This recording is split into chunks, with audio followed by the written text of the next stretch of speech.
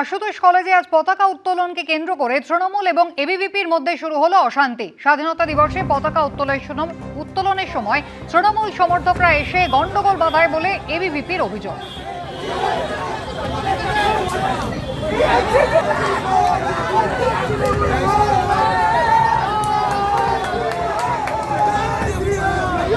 এখানে রীতিমতো বিক্ষোভ দেখানো হচ্ছে। ঠিক কি ঘটনা আমরা কথা বলে নেবো, কি হয়েছে ভাই? দেখুন, শান্তিপূর্ণভাবে আমরা ফ্ল্যাগ হোস্টিং করছিলাম, ভারতবর্ষের ফ্ল্যাগ। সেই ভারতবর্ষের ফ্ল্যাগ কে উত্তোলনের সময় এই দেশদ্রোহী তৃণমূলের কিছু নেতা নেত্রীরা বাইরের থেকে বহিরাগতরা এসে কলেজের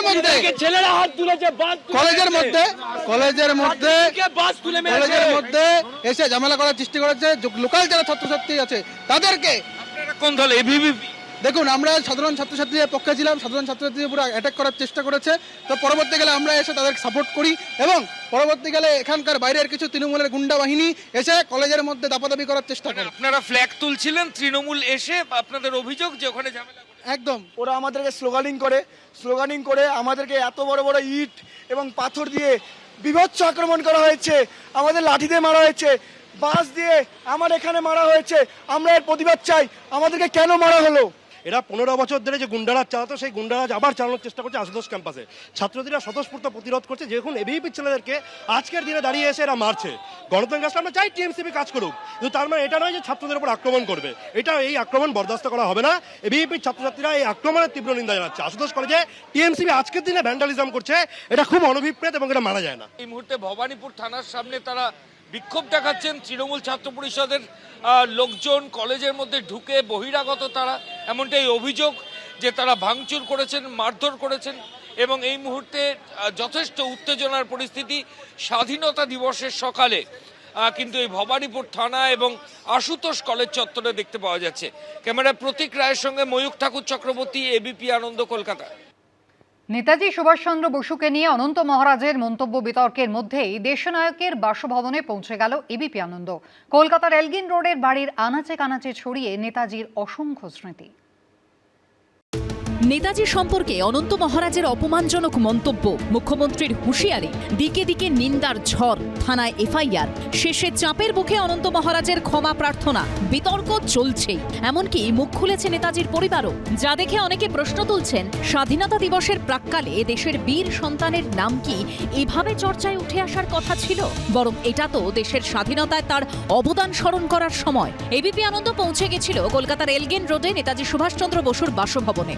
আমরা যে বারান্দায় দাঁড়িয়ে আছি তার পিছনে তার শোয়ার ঘর, একটা ছোট্ট খাট রাখা, সেখানেই তিনি শুতেন, পাশে তার বাবার খাট। এই বাড়ি থেকেই তার মহানিষ্ক্রমণ 1941 সালের 16ই জানুয়ারির গভীর রাতে। নেতাজি সুভাষচন্দ্র বসুর প্রপৌত্র ইতিহাসবিদ ও শিক্ষাবিদ সুগত বসুর মুখে শোনা গেল দেশনায়কের মহানিষ্ক্রমণের সেই কাহিনী। নেতাজির শোবার ঘর, এইখানেই এই খাটে আমার বাবা শিশির কুমার বসুকে ডেকে তার ডান পাশে বসিয়ে সুভাষচন্দ্র বসু প্রশ্ন করেছিলেন, আমার একটা কাজ করতে পারবে? এবং সেই কাজটা ছিল কি করে মহানিষ্ক্রমণের পরিকল্পনা করা যায়। এবং এই ঘর থেকেই উনি 16-17 জানুয়ারি 1941 এর রাত্রে বেরিয়ে পড়েছিলেন মহানিষ্ক্রমণের পথে। তিনি অবশ্যই ছিলেন মোহাম্মদ জিয়াউদ্দিনের ছদ্মবেশে এবং এখান থেকে শিশির কুমার বসু তাকে গোমো স্টেশন অবধি পৌঁছে দিয়েছিলেন। সেটাই ছিল সুভাষচন্দ্র থেকে নেতাজিতে উত্তরণ। 1933 থেকে 1936 সাল, এই 3 বছর ইউরোপে নির্বাসিত ছিলেন নেতাজি। তার মধ্যে একবারই ফিরেছিলেন 1934 ডিসেম্বর মাসে বাবা জানকীনাথ বসুর জীবনাবসানের দুঃসংবাদ পেয়ে। এবাড়ির আনাচে কানাচে দেশপ্রেমিকের নানা স্মৃতির সম্ভার ছড়িয়ে আছে, তার মহা সংগ্রামের নানা স্মরণীয় কীর্তি ছড়িয়ে আছে এই বাড়িটার মধ্যে। এই সময় জানকীনাথ বসুর শ্রাদ্ধ হয়, তখন এই ছবিটি শিশির কুমার বসু তোলেন। তারপরে জানুয়ারি 1935-এই তাকে আবার ইউরোপে নির্বাসিত করা হয়েছিল। এটি দেখে সকলেই খুব মুগ্ধ হন, যেন একেবারে বুদ্ধের মতো মুখচ্ছবি সুভাষচন্দ্রের। 1938 সাল, ভারতীয় জাতীয় কংগ্রেসের 51তম বার্ষিক অধিবেশনের কংগ্রেস সভাপতি হিসেবে নির্বাচিত হন সুভাষচন্দ্র বসু। এখানে দেখা যাচ্ছে 1938 সালে সুভাষচন্দ্র যখন রাষ্ট্রপতি ছিলেন, তখনকার বেশ কিছু ছবি। ওখানে রয়েছেন মহাত্মা গান্ধীর সঙ্গে, পাশে দাঁড়িয়ে আছেন জওহরলাল নেহেরু, বসে আছেন বল্লভভাই প্যাটেল।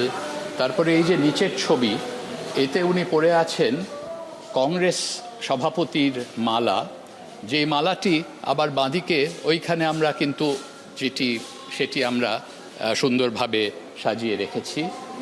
তারপরে এখানে হরিপুরা কংগ্রেসের ছবি, আর ওখানে নন্দলাল বসুর আঁকা অনেক ছবি টাঙানো আছে। আর এই বাড়িতে কংগ্রেস ওয়ার্কিং কমিটির সভা হচ্ছে।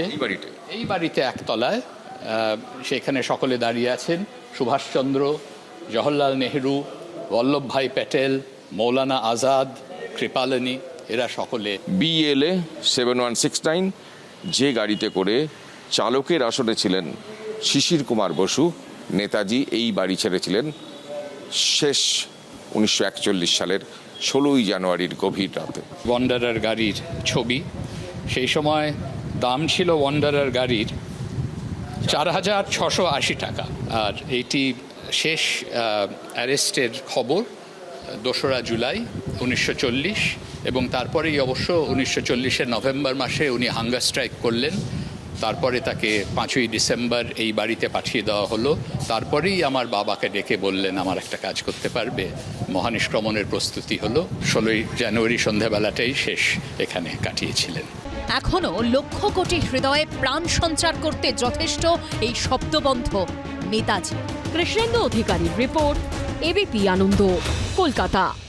এবিপি আনন্দ, এগিয়ে থাকে, এগিয়ে রাখে।